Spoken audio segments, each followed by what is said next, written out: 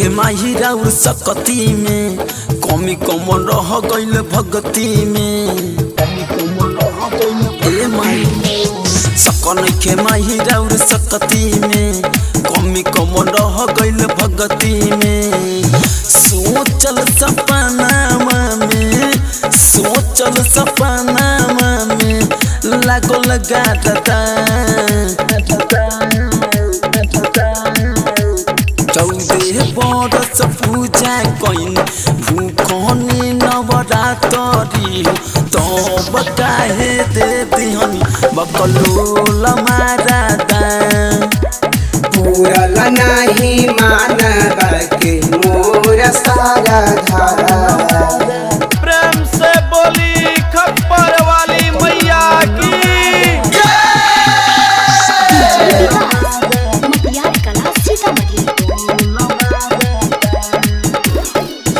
Body सेवा पहिया कइने निमे प्रयास लगहिने तब काहे देवी माई मन जोग सयन पहिने बॉडी सेवा पहिया कइने निमे प्रयास लगहिने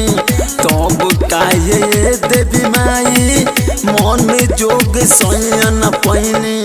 चुनरी चढ़ैनी माई के लागल सारा धान 14 बरस पूजा कइन भूखनी नवरात्रि तब काहे दे दिहनी बकलोल मारा पूरल नाही मानवा के मोर सारा धारा। बोली बोली आनंदवी मैया की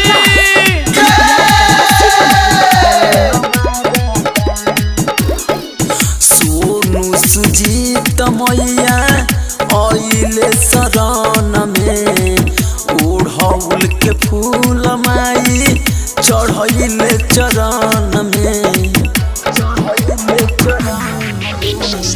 सोनू सुजीत मैया आइले शरण में ओढ़ौल के फूल माई चढ़ैले चरण में आशा बाट पूरा माई आशा बाट पूरा माई पूरा दिशा धान 14 बरस पूजा कइन भूखनी नवरात्रि तब काहे मिल गई बकलोल